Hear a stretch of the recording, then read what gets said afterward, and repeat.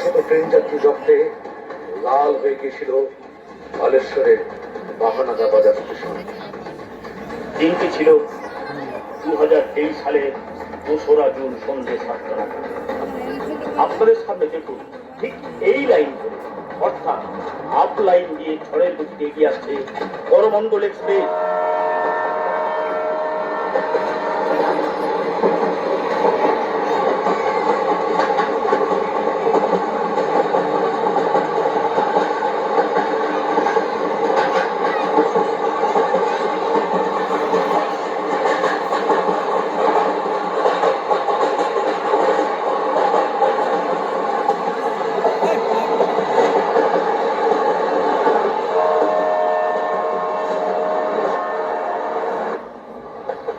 বালেশ্বরের বাহানাগা বাজার স্টেশনের কাজে লুপ লাগিয়ে দাঁড়িয়েছিল মালগাড়ি।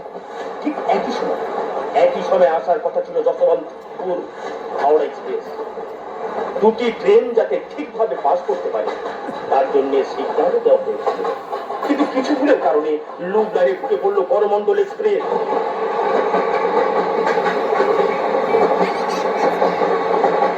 সোজা গিয়ে ধাক্কা মারে দাঁড়িয়ে থাকা মালগাড়িকে। ভয়ঙ্কর সংঘর্ষ।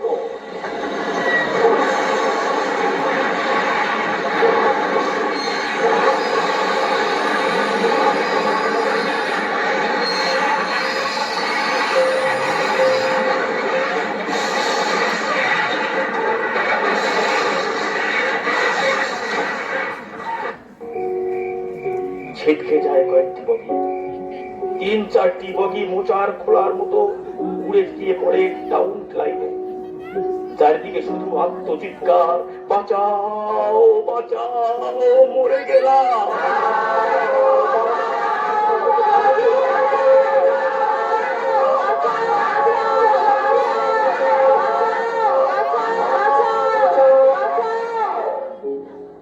ঠিক একই সময়ে ডাউন লাইনে এগিয়ে আসে যশবন্তপুর এক্সপ্রেস।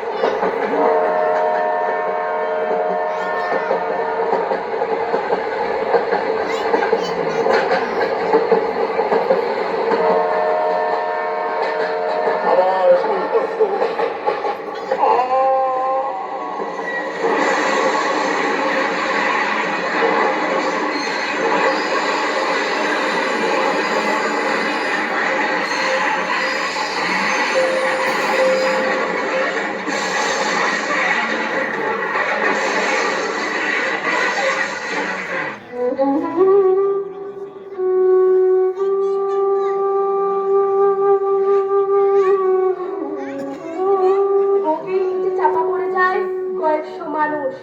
রক্তে লাল হয়ে যায় মাটি, শরীর থেকে উড়ে যায় মাথা, কারণ হাত পা দেহগুলো সব রক্তের ডালায় পরিণত হয়।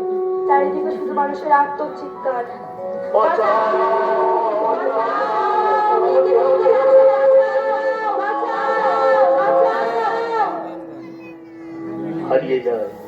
হারিয়ে যায় কত যাত্রীর প্রাণ।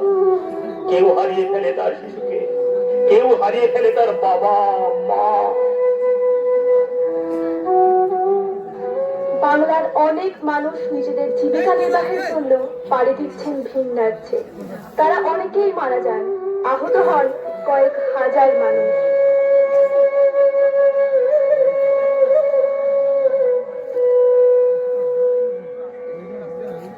শুরু হয় উদ্ধার কার্য। স্থানীয় মানুষ ছুটে আসে যাত্রীদের প্রাণ বাঁচানোর জন্য। খড়গপুর ও বালেশ্বর উদ্ধারকারী দল আসে বায়ুসেনা।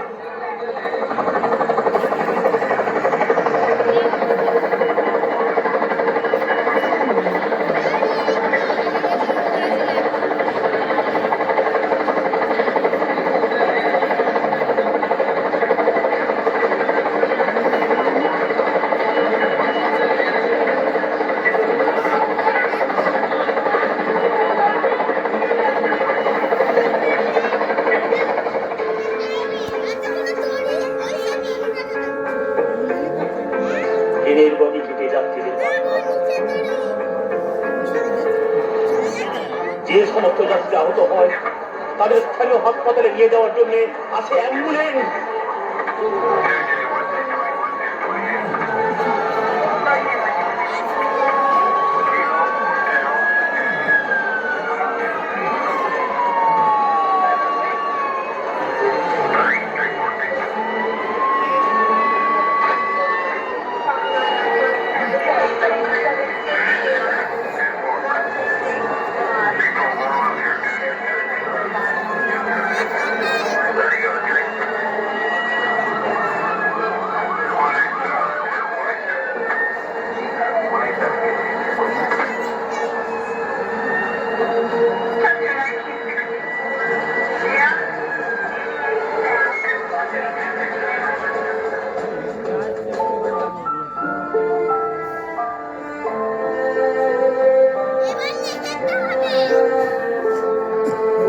এই অ্যাক্সিডেন্টে কত পরিবার হারিয়ে ফেলে তার সন্তানকে, হারিয়ে ফেলে তার স্বামীকে।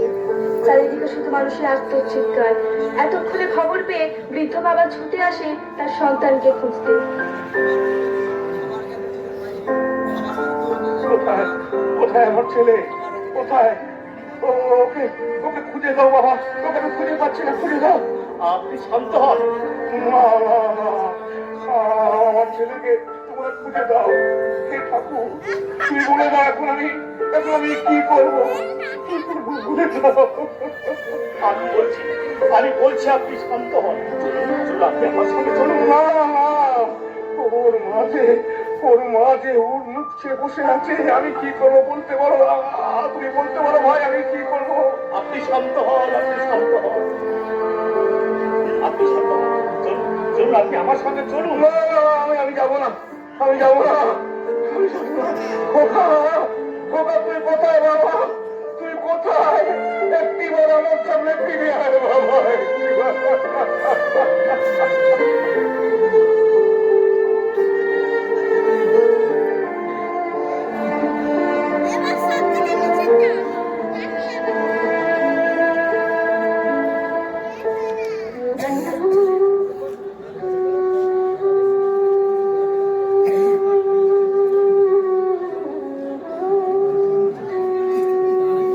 সংসারের সময়ের মুখে হাসি ফোটানোর জন্য, বৃদ্ধা মায়ের চিকিৎসার জন্য যে ছেলেটি রাজ্যে পাঠিয়েছিল, যার অপেক্ষা তার স্ত্রী ও সন্তান দিন গুনছে, কবে ফিরে আসবে আমার স্বামী? সে কি আর ফিরে আসবে? তো আসুন, আসুন, এবার আমি আপনাদের নিয়ে যাব এমন এক জায়গায় যেখানে তার 1 বছরের সন্তান হারিয়ে ফেলেছে তার বাবাকে, তার স্ত্রী হারিয়ে ফেলেছে তার স্বামীকে। আমরা চলে যাব সেই বর্তমানের বীরপুর গ্রামে।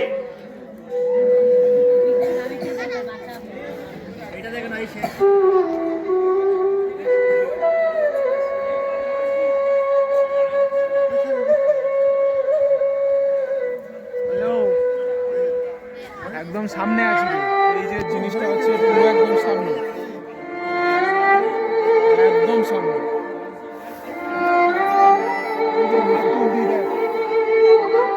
তুমি কথা বলছো না কেন? কথা বলো। না, না, এই হতে পারে না। তুমি আমাকে ছেড়ে চলে যেতে পারো না।